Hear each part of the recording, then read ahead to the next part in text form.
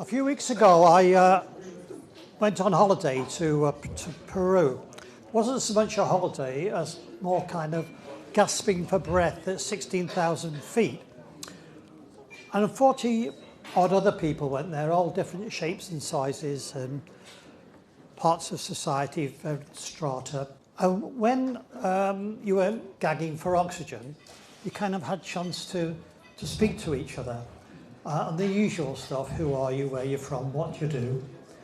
And when people asked me what I did, I said, I give talks on why we need a Minister for Men. And they go, what?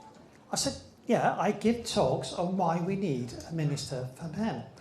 And they weren't antsy or aggressive in any way. It was just that there was puzzlement and confusion and a kind of a lack of understanding of what I was talking about. Let me give you some of their comments. I've never really thought about that, and that's an interesting idea.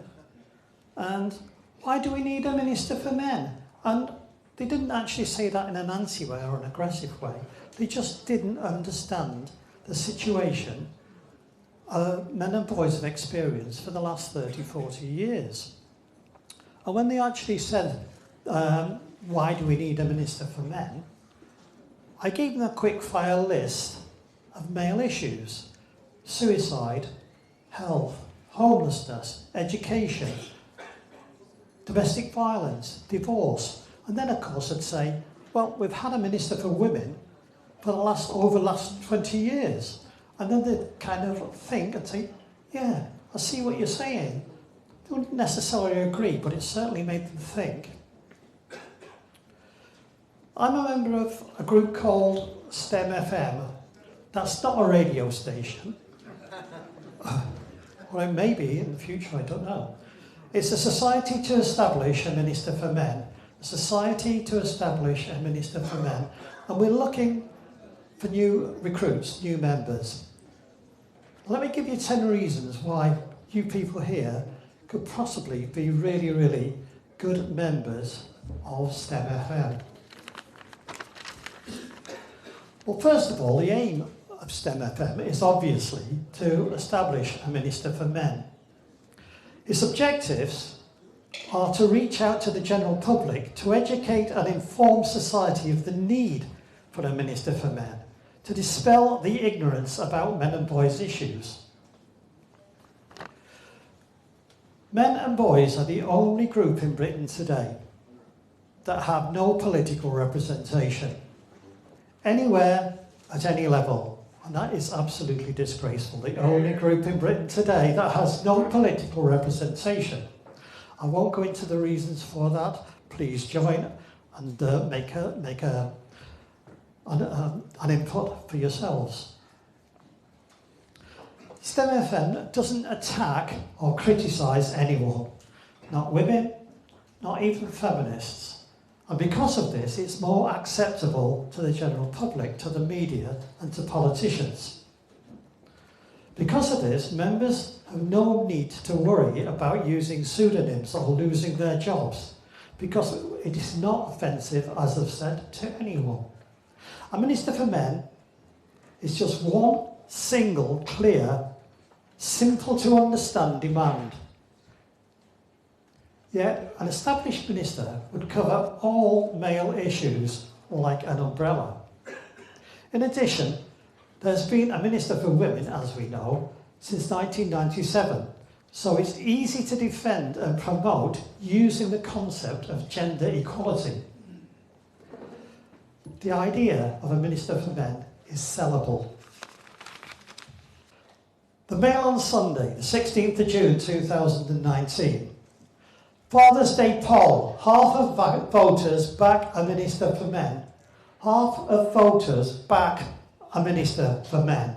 So the door is already ajar. It just needs a little extra push with you people out there coming forward and joining STEM FM. Please do so. Think about this very, very carefully.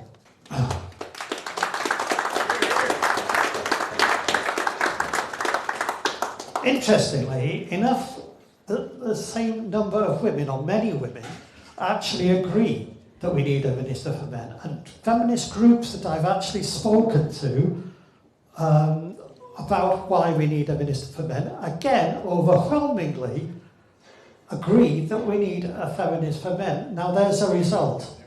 Feminist groups actually agree that we need a Minister for Men. Establishing a Minister for Men is neither left-wing nor right-wing. It's not Conservative, Labour, Lib Dem, and it doesn't belong to any partisan grouping. And because of this, it's got a wide political interest for many, many people. Finally, anyone disagreeing with the idea of a Minister for Men self-identifies as a man-hater, as a misandrist, like women not wanting to have the vote, or not agreeing with women having the vote.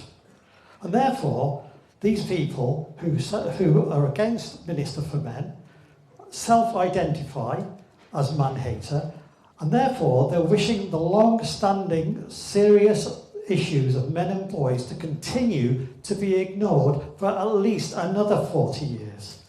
This puts them in a really bad moral and democratic place. Nobody wants to actually be in that place, and this is why a lot of people will not actually come and say, I disagree, we do not want a Minister for Men. But when they've heard the arguments, they actually do agree, whether they do it openly or in their hearts and souls. So, if you agree that STEM FM's aims and objectives are worthwhile, and you want to become an active member, please get in touch via Facebook or email. Facebook, Society to Establish a Minister for Men.